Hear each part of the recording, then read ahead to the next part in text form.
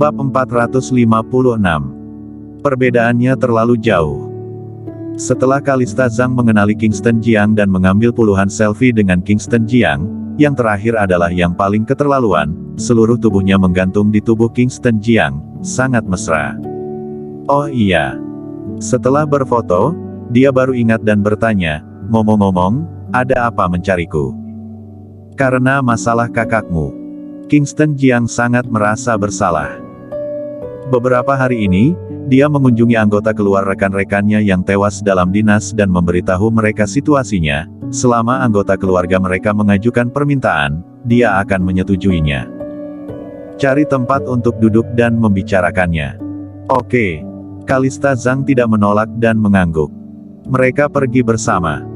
Di dekat Suzhou Secondary Senior School, sebuah kedai teh. Di kursi, Kingston Jiang memberitahu Kalista Zhang tentang apa yang terjadi beberapa waktu lalu. Kakakmu mati karena aku datang menemuimu untuk melihat apakah ada yang bisa aku bantu. Hai. Kalista Zhang menghela napas.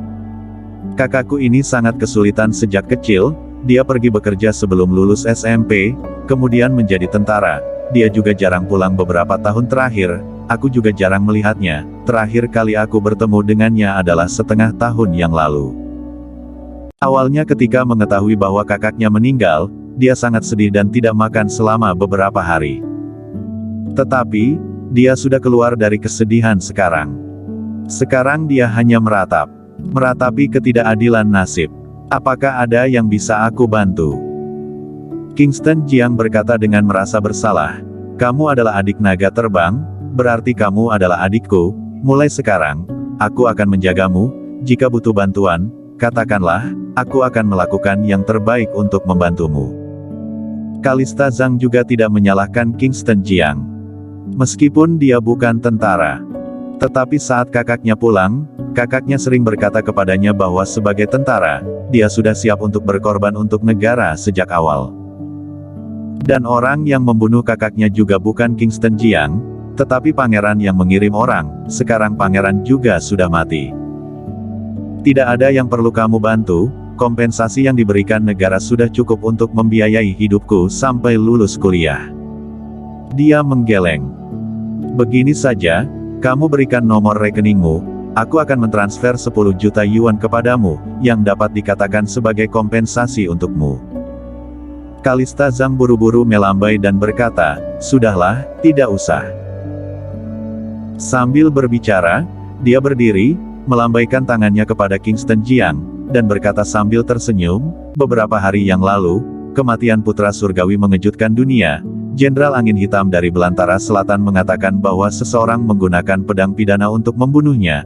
Aku sudah menduga, satu-satunya orang yang dapat memegang pedang pidana adalah naga hitam. Aku harap kamu dapat berpegang teguh pada prinsipmu dan jangan menjadi pengkhianat. Dengan begitu kakakku juga bisa tenang. Setelah melambaikan tangan, dia pergi sambil tersenyum. Tetapi ketika dia berbalik, dia meneteskan air matanya. Di depan Kingston Jiang, dia berpura-pura teguh.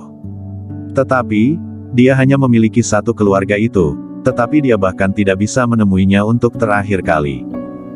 Yang dibawa kembali negara hanya foto kakaknya. Jika bilang tidak sedih itu bohong. Perempuan ini sangat dewasa. Winona Jiang yang tidak berbicara sepanjang waktu sampai Kalista Zhang pergi, baru berkata, masih muda, tetapi tidak tergoda oleh uang. Ini adalah 10 juta yuan. Orang biasa tidak bisa mendapatkan uang sebanyak itu seumur hidupnya, tetapi dia malah menolaknya. Iya. Kingston Jiang mengangguk dan berkata, dia memang perempuan yang baik, ayo pergi, kita juga kembali. Mereka berdua berdiri. Tetapi ketika baru berdiri, Kalista Zhang berlari kembali dengan tergesa-gesa dan bersembunyi di belakang Kingston Jiang. Segera setelah itu, kutukan keras terdengar, mau pergi kemana kamu? Diikuti dengan suaranya, seorang laki-laki masuk. Dia adalah Daniel Dong yang dipukul sebelumnya. Beberapa pria kekar mengikutinya. Mereka adalah pengawal keluarga Dong. Setelah dia dipukul, dia langsung menelepon untuk memanggil orang.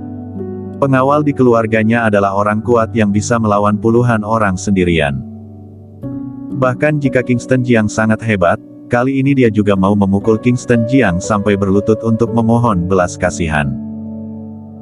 Daniel Dong masuk, menatap dingin Kingston Jiang dan Winona Jiang yang berada di kursi, menunjuk lantai dan berteriak dengan arogan, "Bocah, segera berlutut di depanku, aku akan melepaskanmu kali ini, kalau tidak." Kalista Zhang bersembunyi di belakang Kingston Jiang dan berbisik, "Dia dari keluarga Dong. Keluarga Dong lumayan berkuasa di Suzhou. Aset keluarganya puluhan miliar yuan, mereka bekerja di dunia legal maupun dunia ilegal." Kingston Jiang mengangguk, dia juga tahu jika dia pergi begitu saja, Daniel Dong pasti akan mencari masalah lagi dengan Kalista, dia harus menyelesaikan masalah ini sebelum pergi. Memukul Daniel Dong sekali lagi juga tidak ada gunanya, setelah dia pergi, Daniel Dong pasti akan balas dendam. Untuk menyelesaikan masalah ini harus memanggil ayah Daniel Dong. Saat turun dari pesawat sebelumnya, dia mendengar John Slin mengatakan bahwa para konglomerat Suzhou menunggunya di luar bandara. Tetapi, dia tidak memiliki nomor telepon John Slin sekarang. Dia dengan tenang mengeluarkan ponsel dan menelepon Raja Xiaoyao yang berada di Jiangzhou untuk meminta nomor telepon John Slin. Setelah mendengarnya, Daniel Dong mengomel dengan keras, "Tidak ada gunanya memanggil siapapun hari ini, pukul dia." Mengikuti perintahnya, beberapa pria kekar itu langsung mengepalkan tangannya dan berjalan ke Kingston Jiang. "Kak Kingston, pukul mereka, pukul sampai mampus."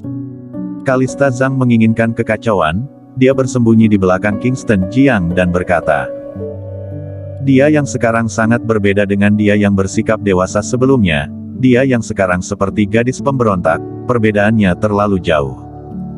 Kingston Jiang melirik beberapa pria kekar itu. Pada saat ini, seorang pria kekar mengerahkan pukulannya ke arah Kingston Jiang dan berteriak dengan marah, "Bocah, berlutut dan minta maaf kepada tuan muda." Kingston Jiang mengangkat tangannya, menahannya dengan mudah, dan sedikit mengerahkan tenaga. Pria kekar itu terpental, kemudian menyerang. Pria kekar yang mengikutinya langsung jatuh. Tempat ini dekat dengan sekolah, ada banyak murid yang sedang bersantai di kedai teh. Ketika terjadi perkelahian, murid-murid itu mundur jauh-jauh. Melihat pengawalnya jatuh, Daniel Dong menjadi sedikit takut, dia sedikit mundur, kamu jangan mendekat." Kingston Jiang berjalan mendekat selangkah demi selangkah. Daniel Dong terus mundur dan keluar dari kursi. Dia menabrak meja di lobi dan jatuh ke tanah.